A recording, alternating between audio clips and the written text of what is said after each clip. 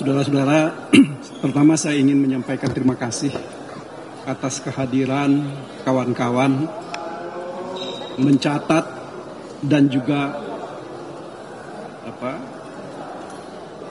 melakukan banyak kegiatan. Bahkan juga saya kira mengabadikan seluruh kegiatan kita di Mahkamah Konstitusi ini.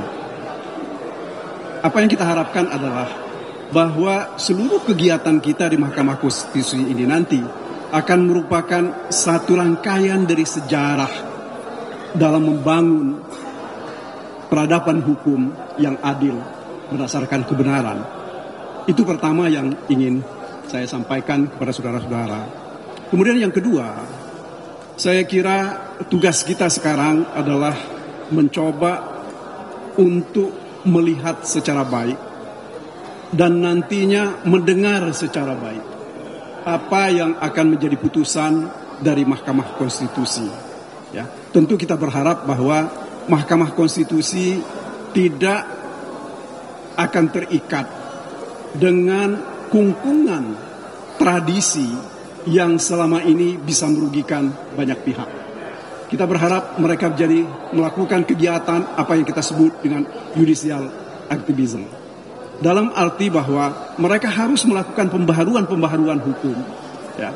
Sebab saudara-saudara, dalam permohonan kami misalnya, kami sudah tunjukkan kepada Mahkamah Konstitusi di luar negeri sana, baik di negara yang menganut sistem hukum common law ataupun seperti kita, ya, civil law, mereka sudah memutuskan perkara-perkara perselisihan tentang hasil pemilihan.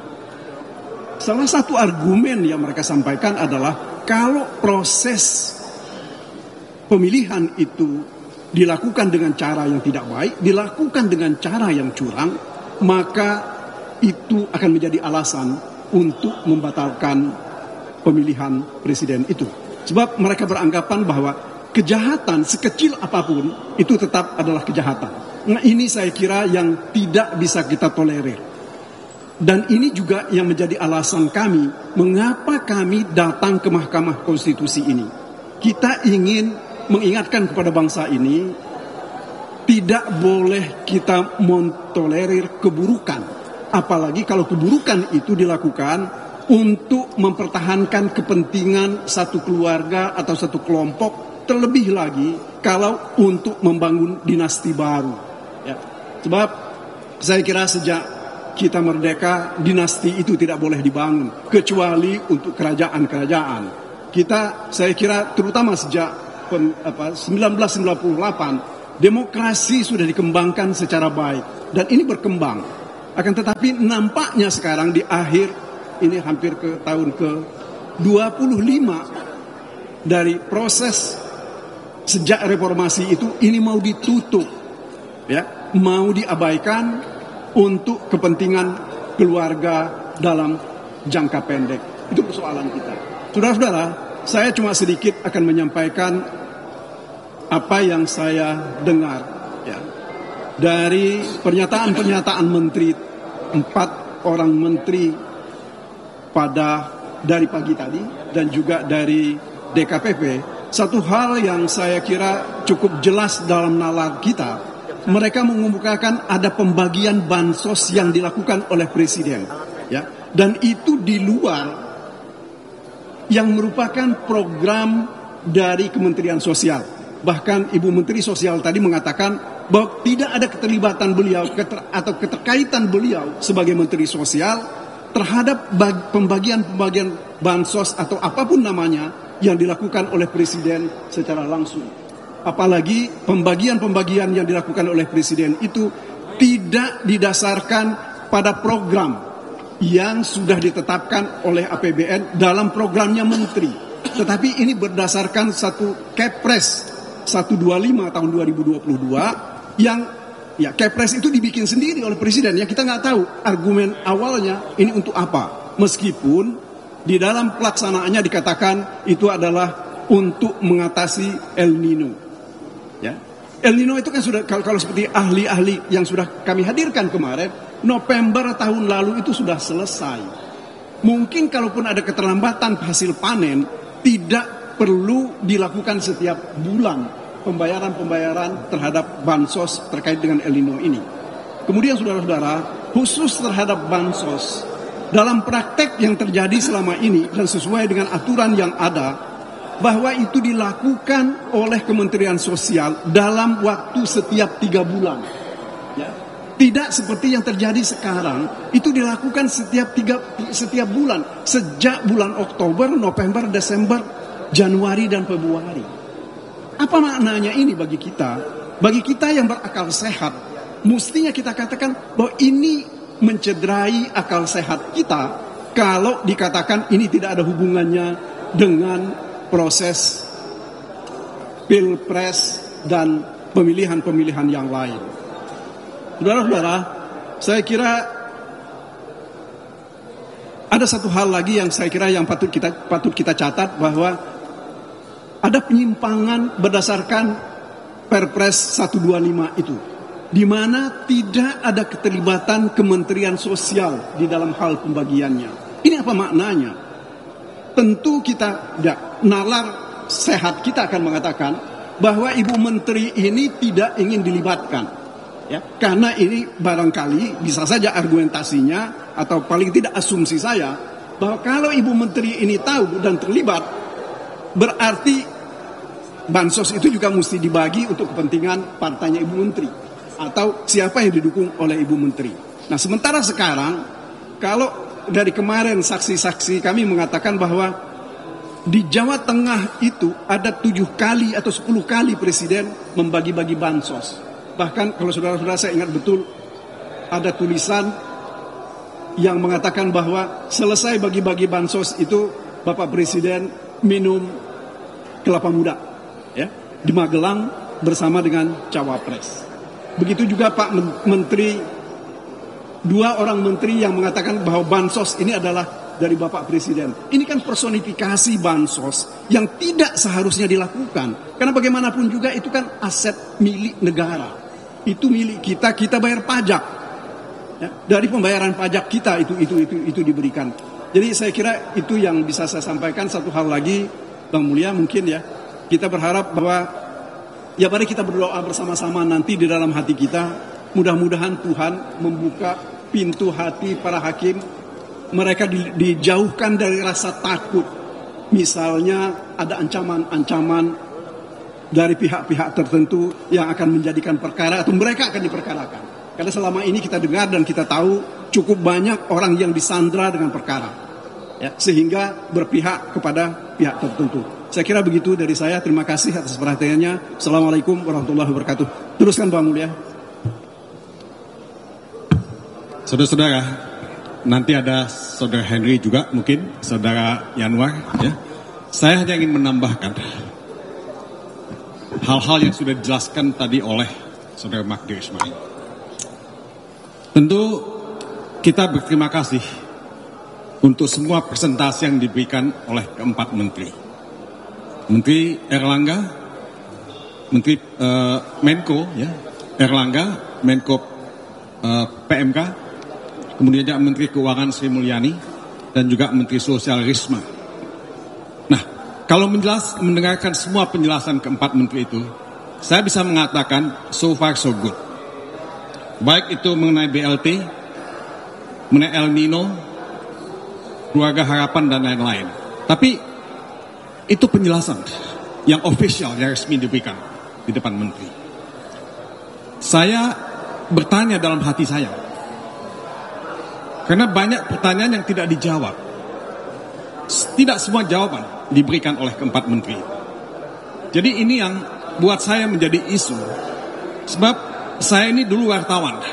Ketika saya datang ke Jakarta, saya diajari oleh almarhum Mokhtar Lubis yang mengatakan, jangan hanya membaca apa yang ditulis, bacalah apa yang tidak ditulis. Kalau dalam bahasa Inggrisnya dikatakan, don't read ya what is printed, read what is between the lines.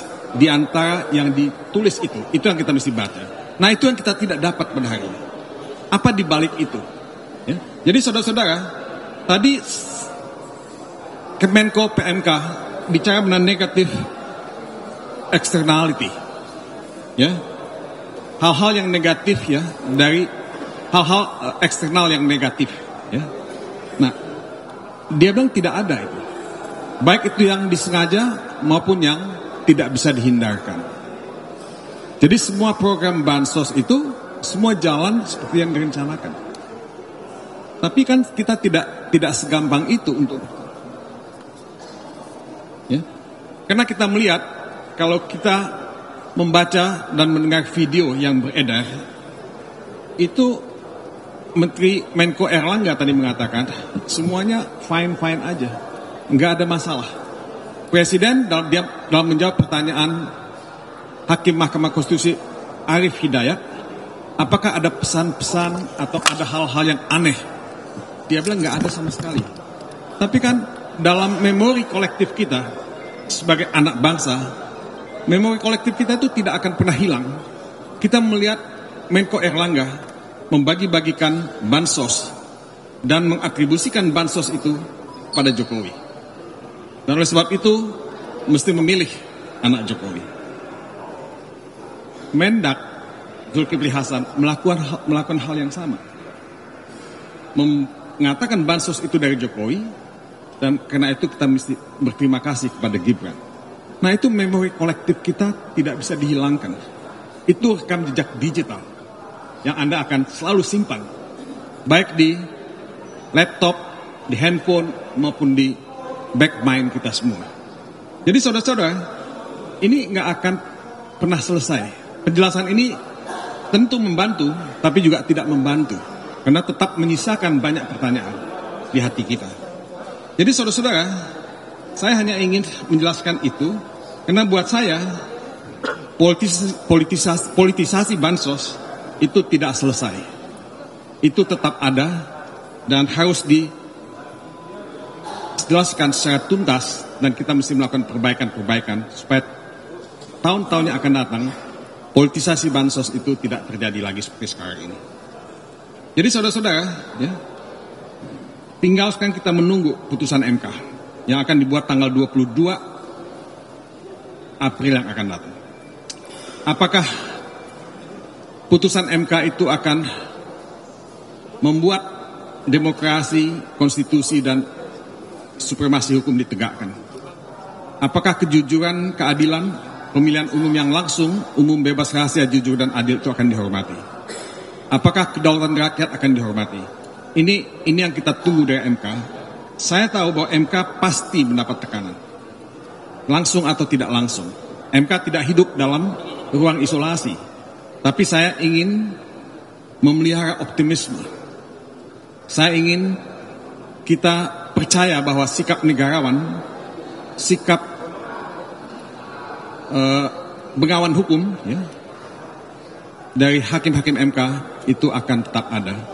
Dan mereka punya komitmen untuk bangsa ini. Komitmen untuk kita semua. Ini bukan persoalan menang atau kalah. Ini bukan persoalan Ganjar atau Mahfud. Ini bukan persoalan Magdir Ismail, Henry, saya, atau Pak Yanwar. Ini persoalan demokrasi. Ini persoalan hak yang paling hakiki yang kita miliki sebagai anak bangsa. Tidak ada satu kekuatan pun yang bisa mensubversi kedaulatan suara yang kita punya. Kedaulatan suara anak-anak bangsa. Jadi saya hanya ingin, ya, memelihara optimisme itu. Semoga kawan-kawan juga memelihara optimisme itu. Kita menunggu tanggal 22, ya. Semoga Tuhan memberikan yang terbaik buat kita sebagai bangsa. Mungkin itu saja yang saya ingin sampaikan. Mungkin Henry atau Pak Yanwar, silakan. Karena apa yang sudah disampaikan oleh Bang Timbul sama Magdir Ismail, saya anggap cukup. Dari saya cukup. Terima kasih. Ya, terima kasih Pak Magdir, Bang Mulya, teman-teman wartawan. Kita semua tadi sudah menyaksikan bagaimana dan mendengar bagaimana para menteri memberikan keterangan, tetapi itu terbatas pada regulasi. Kalau regulasi kita tidak bisa tutup mata, pasti dibuat sangat bagus, pasti dibuat sesuai dengan tahapan-tahapannya. Tetapi keterangan para menteri tadi tentu saja berbeda dengan keterangan para saksi yang pernah kami hadirkan. Bagaimana di Sumatera Utara, di Medan, pembagian bansos begitu masif. Kemudian yang lebih menyedihkan lagi, pembagian beras bansos dengan karung bertuliskan Bulog, Badan Pangan Nasional, kemudian di situ ada stiker Prabowo Gibran. Nah, itu semua tentu berbeda, kontradiktif dengan keterangan para menteri, ya. Satu itu. Yang kedua, kami ingin memberikan satu catatan, apabila Mahkamah Konstitusi dalam memutuskan perkara permohonan kami, permohonan 01 itu tidak membaca keadilan, tidak membaca kebenaran-kebenaran yang diterangkan oleh para saksi, maka akan menjadi presiden dalam pilkada yang tahapannya pada bulan Mei sampai pelaksanaannya November nanti. Bukan tidak mungkin pilkada nanti kita akan menemui pola-pola yang sama, kita akan menemui cara-cara yang sama seperti yang dilakukan dalam Pilpres ini. Jadi kawan-kawan, kita berharap Mahkamah Konstitusi akan memberikan keputusan yang bukan saja adil bagi urusan Pilpres, tapi menjadi pegangan buat Pilkada 2024 nanti. Terima kasih.